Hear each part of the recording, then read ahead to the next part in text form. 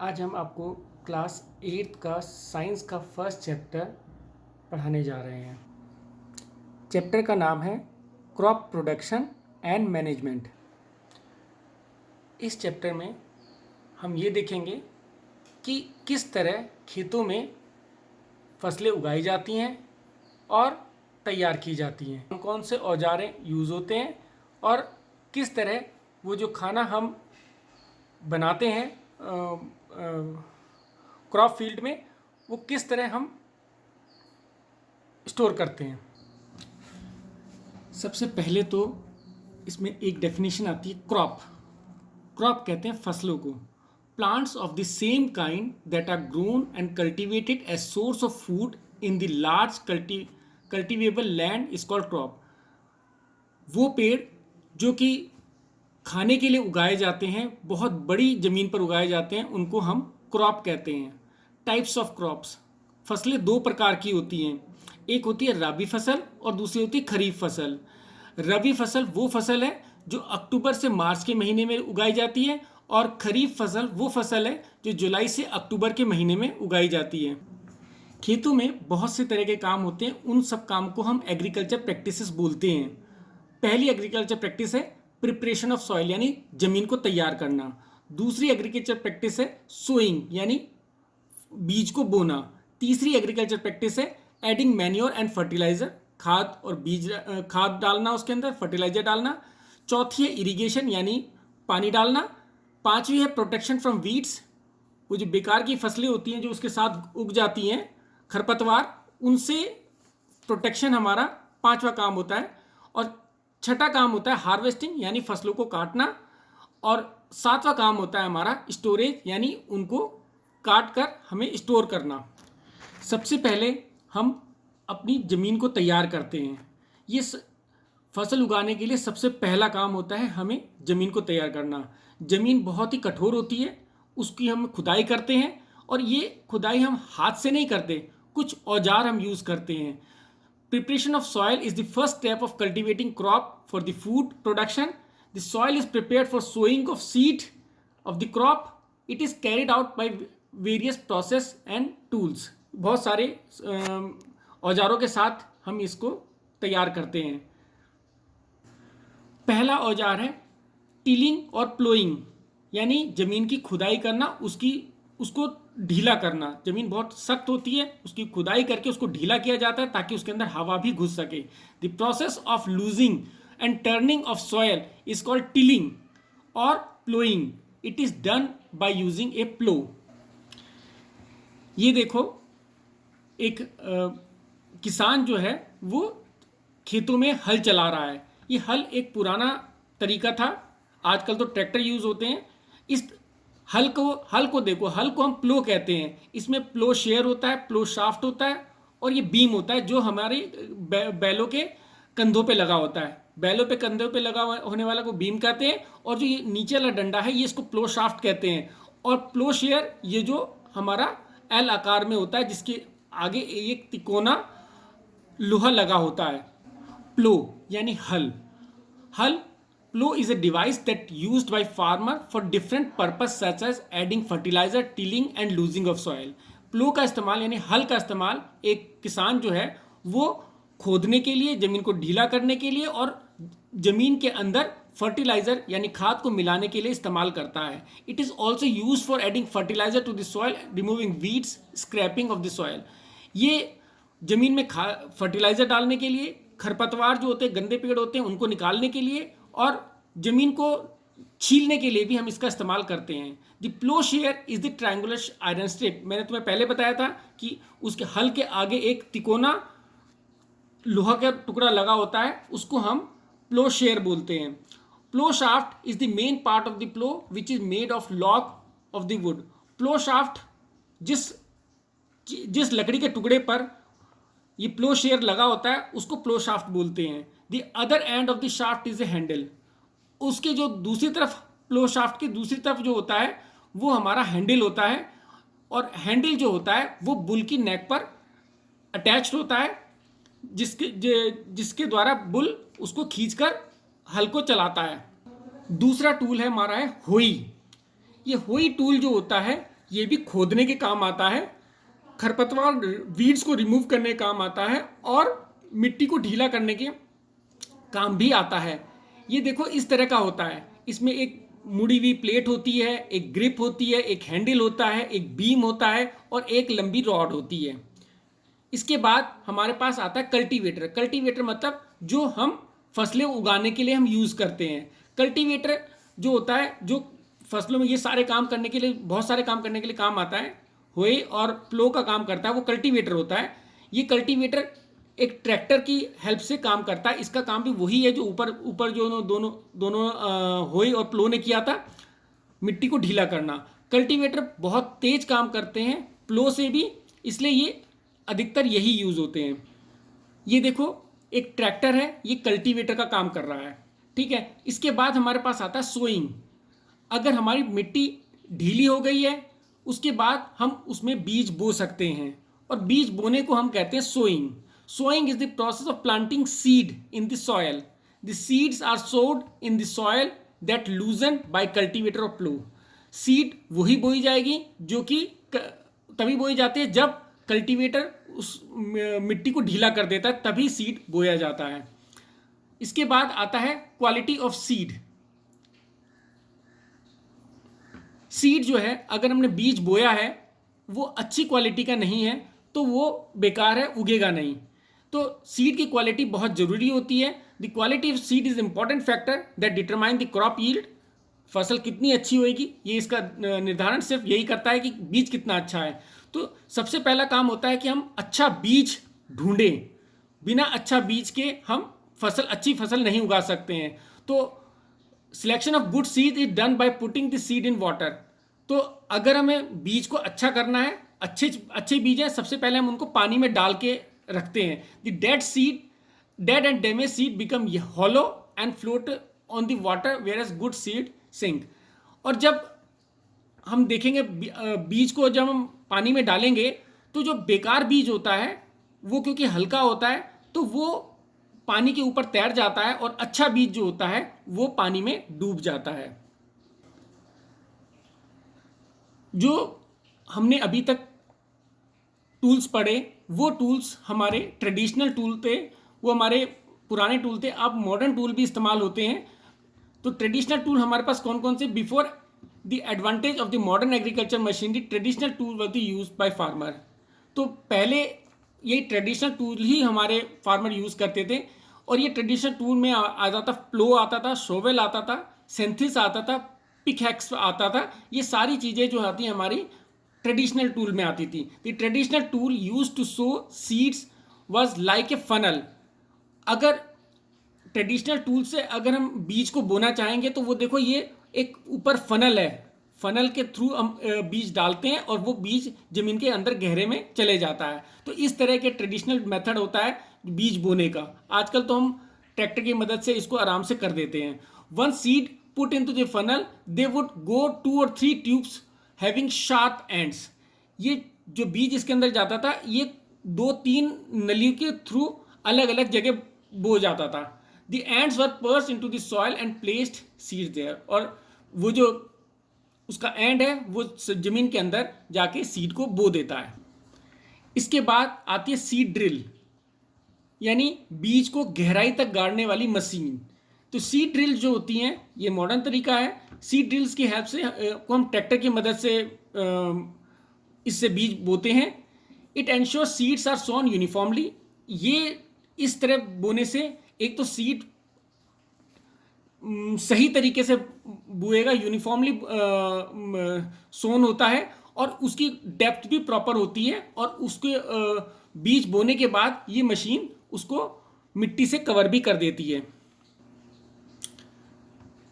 अब एक और टर्म आती है हमारे पास, नर्सरी। नर्सरी सभी लोगों ने सुना है। नर्सरी क्या होती है? वो जगह जहाँ पर छोटे छोटे पौधे मिलते हैं, और नर्सरी से कभी कभी हम बीज नहीं बोते हैं और पौधे सीधे नर्सरी से ही उठा लेते हैं। तो नर्सरी जो है वो वहाँ पर हम छोटे छोटे सैपलिंग्स होते हैं सीड के, मतलब पौधे होते हैं, उनको हम वहाँ से लाके बो सकते हैं। अब हमने बीज को बो तो दिया था, अब कुछ दिनों बाद बीज ये उगता है। जब बीज उगता है उसको कहते हैं germination of seed. Germination of seed happen when seed sown in the land and watered. बीज तभी उगेगा जब उसको जमीन के अंदर बोया जाएगा और उसमें पानी दिया जाएगा. इस plant start to emerge from the seed and start to grow. कुछ ही दिनों बाद पेड़ जो है वो जमीन से बाहर निकलता है और उग जाता है. जब पेड़ उग जाता है, छोटा छोटा पौधा आ जाता है, तब हमें ज़रूरत होती है कि उसके अंदर हम खाद डालें. खाद डालना यानी मैन्योर और फर्टिलाइज़र. मैन्योर कूड़े करकट से बनने वाली खाद होती है और फर्टिलाइज़र केमिकल फर्टिलाइज़र्स होते हैं. मैन्योर्स और fertiliser are the substance that added in the soil to increase the fertility. इनको ज़मीन के अंदर डालने से ज़मीन की फर्टिलिटी बढ़ जाती है और पौधे अच्छी तरह उगते हैं, उनको अच्छा खाद मिल जाता है. While manures are made by decomposition of organic substance, fertilizer is made up of inorganic chemicals. जो मैन्योर होते हैं वो तो हमारे ऑर्गेनिक सब्सटेंस यानी हमारे छिलकों से या फिर ऑर्गेनिक सब्सटेंस से जो के सड़ने से जो बनते हैं वो मैन्योर्स होते हैं, जबकि फर्टिलाइजर फैक्ट्री में इनऑर्गेनिक केमिकल से बनाए जाते हैं. अब एक सबसे इंपॉर्टेंट क्वेश्चन इस चैप्टर का आता है, मैन्योर और फर्टिलाइजर में डिफरेंस क्या होता है. फर्टिलाइज़र बताया था ये फैक्ट्री में तैयार होता है. मैन्योर जो है ज़मीन के अंदर गड्ढा खोद कर अगर हम कुछ छिलके वगैरह डाल दें या काऊ डंग गोबर वगैरह डाल दें तो उससे उसके सड़ने से मैन्योर बन जाता है. तो अब देखो इन दोनों में डिफरेंस क्या क्या है. तो इनमें 4 डिफरेंस है. पहला डिफरेंस है fertiliser is a inorganic salt. Fertiliser inorganic salt है, ऑर्गेनिक नहीं है. जबकि मैन्योर जो है वो नेचुरल सब्सटेंस से बनता है उनके डिकम्पोजिशन से, जैसे कि कैटल डंग यानी कि गोबर, ह्यूमन वेस्ट यानी जो ह्यूमन आदमी जो वेस्ट प्रोडक्ट निकालते हैं वो, प्लांट रेसिड्यू जो पेड़ पौधों के बचे कुचे भाग होते हैं वो भी हमारा मैन्योर का काम करते हैं. A fertiliser prepared in factories. Fertiliser को फैक्ट्री में बनाया जाता है. Manure can prepared in field. Manure को फील्ड में बनाया जाता है. A fertiliser does not provide any humus to the soil. Fertiliser कभी भी ह्यूमस प्रोवाइड नहीं करेगा, जबकि मैन्योर ह्यूमस प्रोवाइड करता है. सॉइल में ह्यूमस फिर सिर्फ मैन्योर के कारण आता है. Fertiliser are very rich in plant nutrient like nitrogen, phosphorus and potassium. Fertiliser plant के अंदर नाइट्रोजन, फॉस्फोरस और पोटेशियम की कमी को पूरा करता है, जबकि मैन्योर जो है वो प्लांट न्यूट्रिएंट्स के अंदर बहुत, मैन्योर के अंदर प्लांट न्यूट्रिएंट्स बहुत कम होते हैं क्योंकि वो सड़े गले पेड़ पौधों से बनते हैं. इसके बाद भी हमारे पास मैन्योर बहुत ज़्यादा इम्पॉर्टेंट है. क्यों इम्पॉर्टेंट है? The organic manure consider better than fertiliser. This is because it enhances water holding capacity of the soil. जो अगर मैन्योर यानी खाद डालते हैं हम, तो ये मैन्योर जो होता है ये पेड़ों के अंदर पानी को रोकने की, मिट्टी के अंदर पानी को रोकने की कैपेसिटी को बढ़ा देता है. It makes soil porous due to which exchange of gases become easy. ये ज़मीन को पोरस बना देता है यानी फुलफुला बना देता है ताकि उसके अंदर गैस आसानी से जा सके. It increases the number of friendly microbes. इसके कारण बहुत सारे अच्छे माइक्रोब्स ज़मीन के अंदर पहुंच जाते हैं जो पेड़ों की मदद करते हैं. It improves texture of the soil. ये इससे सॉइल काली काली लगती है और वो अच्छी दिखती है. जबकि फर्टिलाइज़र बहुत नुकसानदेह होते हैं अगर इनको ज़्यादा मात्रा में डाल दिया जाए. Excessive use of fertiliser can be pollution. ये पॉल्यूशन क्रिएट करते हैं. It can change the pH of the soil in this certain rare cases. कुछ अमाउंट में, कभी कभी बहुत रेयर केस हैं, ये ज़मीन का पीएच भी चेंज कर देते हैं. नेक्स्ट टॉपिक हमारा है इरिगेशन यानी पानी डालना. The supply of water to the crops at different interval is called irrigation.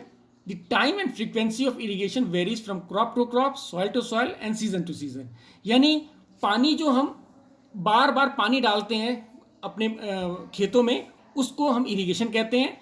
और जो पानी डालने की रफ्तार होती है हमारी, या पानी हम कब कब डालना है, ये फसल से फसल पर वेरी करती है, मिट्टी और मिट्टी पर वेरी करती है, और मौसम के अनुसार भी इसको हम कम या ज़्यादा करते हैं। सोर्स ऑफ इरिगेशन, पानी कहाँ से आता है? पानी कहाँ से आता है? पानी कुएं से आता है, ट्यूबवेल से आता है, तालाब से आता है, लेक से आता है, रिवर से आता है, डैम से आता है और कैनाल से आता है। पानी को इन सोर्स से निकालना भी एक बहुत ज़रूरी है। तो इसके लिए भी दो मेथड होते हैं, एक ट्रेडिशनल मेथड होता है, एक मॉडर्न मेथड होता है। ट्रेडिशनल मेथड जो होता है वो पुराने ज़माने में इस्तेमाल होता था। इसमें बहुत इसमें कैटल और ह्यूमन की बहुत मदद ली जाती थी, बहुत परिश्रम किया जाता, बहुत मेहनत से पानी निकाला जाता था है। और ये मेथड अलग अलग जगह पे अलग अलग तरीक़ों से पानी निकाला जाता था। जो ये ट्रेडिशनल वेज हैं हमारे पास, इसमें पहला वे है मोट यानी पुली सिस्टम। देखो ये पुली लगा रखी है और पुली से पानी खींच खींच के निकाल के इरिगेट कर रहे हैं। दूसरा है चेन पंप। अब देखो ये चेन पंप है, इसमें देखो घूम रहा है पानी, ये देखो डब्बा लगा हुआ है, ये पानी नीचे घूम घूम के आएगा और इस यहाँ पर पानी जाएगा, तो इसे चेन पंप कहते हैं। इस चेन के कारण पंप चलता है और पंप से पानी निकल निकल के ये इरिगेट करता है। तीसरी है ढेकली। ढेकली में देखो ये कुएं के ऊपर देखो एक पत्थर बांध के, एक लकड़ी बांध के इससे बाल्टी लटका दी जाती है और इसको जब ऊपर नीचे करते हैं तो पानी बाहर निकल जाता है। तो ये ढेकली सिस्टम है। और एक और सिस्टम होता है रेहट। रेहट में देखो ये गोल पहिए के चारों तरफ हम डिब्बे बांध देते हैं और इसके नीचे पानी होता है यहाँ पर, और ये गाय एक गोल गोल चक्कर में घूमती रहती है और ये जिससे पहिया घूमता है और पहिए घूमने से ये बाल्टी से पानी निकल निकल के खेतों में चले जाता है। तो ये तरीके थे पहले जो पानी देने के तरीके थे। आजकल पानी देने के लिए पंप यूज़ होता है जिसमें डीजल लगता है, बायोगैस लगती है, इलेक्ट्रिसिटी लगती है और सोलर एनर्जी भी इन पंप को चलाने में मदद करती है।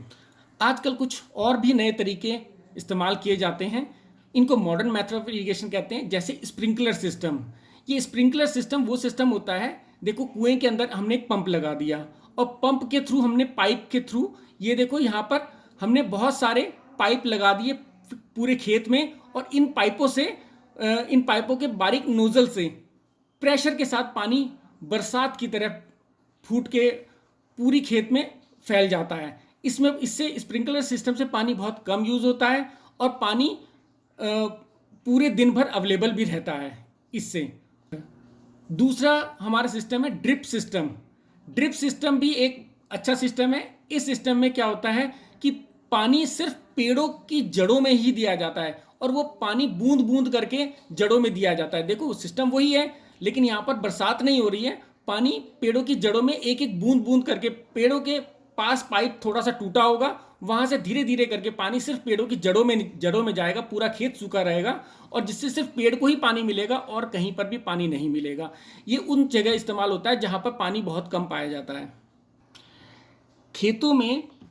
खेतों की फर्टिलिटी बढ़ाने के लिए एक तरीका है जिसमें हम क्या काम करते हैं कि खेतों को एक साल हम उसमें फसलें बोते हैं और दूसरे साल हम फसलें नहीं बोते। ऐसे इस तरह मेथड को कहते हैं living the land follow. When land of left follow for certain period of time the land replenished it's nutrient by itself, this land can be used for agriculture again. यानी कि थोड़े समय के लिए ज़मीन को हमने उसमें कुछ नहीं उगाया ताकि ज़मीन वापस वो न्यूट्रिएंट्स ले ले और उसके अंदर खाद फिर दोबारा पहुंच जाए। तो इस तरह को हम कहते हैं लिविंग द लैंड फॉलो। एक और तरीका है जहां पर ज़मीन की फर्टिलिटी बढ़ाई जाती है, वो होता है क्रॉप रोटेशन। क्योंकि एक फसल एक ही न्यूट्रिएंट्स निकाल लेती है ज़मीन के अंदर से, तो उस न्यूट्रिएंट की कमी हो जाती है। इसलिए हम एक ही फसल को एक ही खेत में बार बार नहीं बोते, हम एक ही खेत में बहुत सारी फसलें टाइम टू टाइम बोते रहते हैं। तो इसको कहते हैं crop rotation. Crop rotation ensure that the same crop will not grow continuously and lead to erosion of the soil fertility. तो एक ही क्रॉप को बार बार नहीं बोया जाता ताकि हमारी ज़मीन जो है उसकी फर्टिलिटी बनी रहे। By growing crops that require different set of nutrients we can ensure that the soil fertility is restore. अगर हम अलग अलग फसलें बोते हैं तो हर फसल अलग अलग न्यूट्रिएंट एब्जॉर्ब करती है और कुछ न्यूट्रिएंट वो ज़मीन में डाल देती है, जिससे कि ज़मीन की फर्टिलिटी दोबारा रिस्टोर हो जाती है। अब आता है हमारे पास कि ज़मीन में जब हमने फसलें उगा ली हैं, फसलें उग भी गई हैं, लेकिन फसलें जो उगी हैं उनके साथ साथ खराब फसलें भी उग जाती हैं जो हम उगाते भी नहीं हैं। ऐसी जो बेकार पेड़ पौधे होते हैं जो हम नहीं चाहते और वो उग जाते हैं, उनको हम वीड कहते हैं। Weeds are the undesirable plants that may grows naturally along the crops. वो हमारे जमीन में फसलों के साथ ही उग जाते हैं। Weeds compete with crop absorbing all the water nutrient space and light. तो जो ये खराब पेड़ होते हैं ये अच्छे पेड़ के मुकाबले में ज़्यादा पानी खींच लेते हैं ज़मीन से, ज़्यादा न्यूट्रिएंट खींच लेते हैं और बहुत ज़्यादा जगह घेरते हैं, और जिसके कारण अच्छी फसल जो है, हमारी खाने वाली फसल है, वो खराब हो जाती है, और ये फसल जो बेकार फसल है वही हमारी ज़मीन में उगी रहती हैं। तो इनको समय समय पर हमें निकालना पड़ता है। इनको निकालने के बहुत सारे तरीके हैं। देखो ये वीडीसाइड स्प्रे कर रहा है ये लड़का, ठीक है ना। एक और तरीका टिलिंग हम कहते हैं कि क्रॉप के हम खुरपे से लेके ये इन पेड़ों को अपने हाथ से निकाल देते हैं। तो tilling is the process before sowing crops that helps to in uprooting and killing of weeds. तो टिलिंग से भी हम इन बेकार फसलों को निकाल देते हैं। इसका एक मैनुअल रिमूवल है कि आप अपने हाथों से इन फसलों को निकाल सकते हैं। इन जो वीड्स को अपने हाथों से उखाड़ लो, ठीक है ना। Manual removal including physical removal of weeds by uprooting them from the soil and chopping them off to the ground level periodically. और या फिर उनको खुरपे की मदद से उनको जमीन से उखाड़ दो, ठीक है ना। या तो हाथ से उखाड़ो या खुरपे से उखाड़ो। दूसरा तरीका है वीडीसाइड, यानी दवाई डालो उसमें। तो chemicals are use to kill weeds is known a weedicide. जिन केमिकल का इस्तेमाल करते हैं वो वीडीसाइड कहलाती हैं। They usually don't damage the crop. लेकिन ये जो वीडीसाइड होती है क्रॉप प्लांट को डैमेज नहीं करती, ये उन गंदे प्लांट को डैमेज करती है सिर्फ। इसके बाद जब फसल पक जाती है, फसल हमारी अच्छी हो गई, फसल पकने लगी, तो इसके बाद उसको काटा जाता है। फसल को काटने को हम कहते हैं harvesting. Harvesting is the process of cutting the crop after it mature. जब वो पक जाती हैं तो उसको फसलों काटा जाता है। देखो इस दरांती से फसल काटा जाता है, लोग सबको पता होगा दरांती क्या होती है, सिक्कल कहते हैं इसको, ठीक है ना।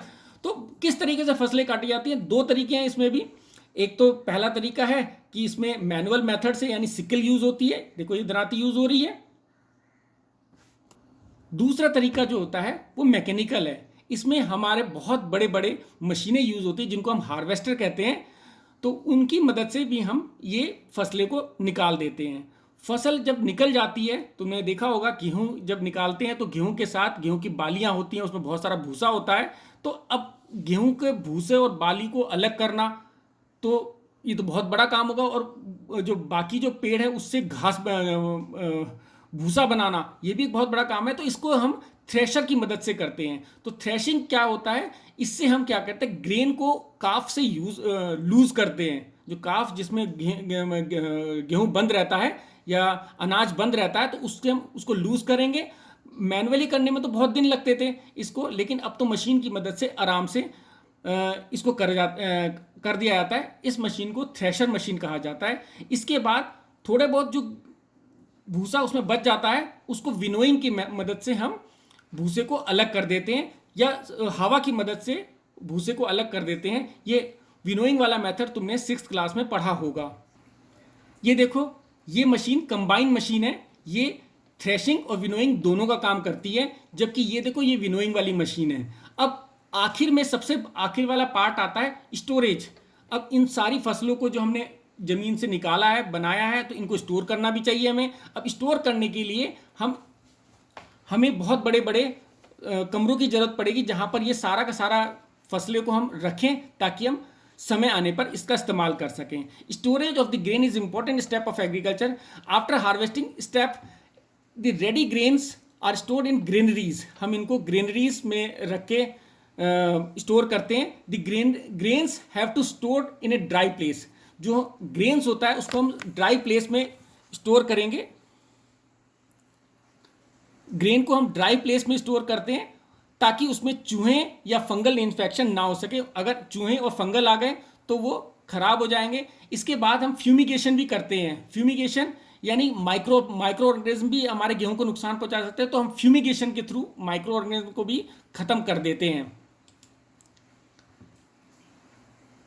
ग्रेनरीज देखो ये ग्रेनरी है, देखो कितनी बड़ी ग्रेनरी है, इसमें बहुत सारा अनाज हम रखते हैं, ठीक है ना। तो granaries are the place where freshly obtained food grains are stored, यहाँ पर फूड ग्रेन को स्टोर किया जाता है। और इसके बाद लास्ट पार्ट आता है एनिमल हस्बेंड्री, ये भी एक इंपॉर्टेंट टॉपिक है। एनिमल हस्बेंड्री हम कहते हैं कि खेतों के अंदर हम दूध देने वाले, अंडे देने वाले और मीट पैदा करने वाले जानवरों की भी देखभाल करने के लिए फसलें उगाते हैं, और उनकी फसलें भी उन्हीं में उगाते हैं, और फसलों के साथ साथ इनकी देखभाल भी करते हैं ताकि हमें डबल फायदा हो सके। तो ऐसी प्रोसेस को हम एनिमल हस्बेंड्री कहते हैं।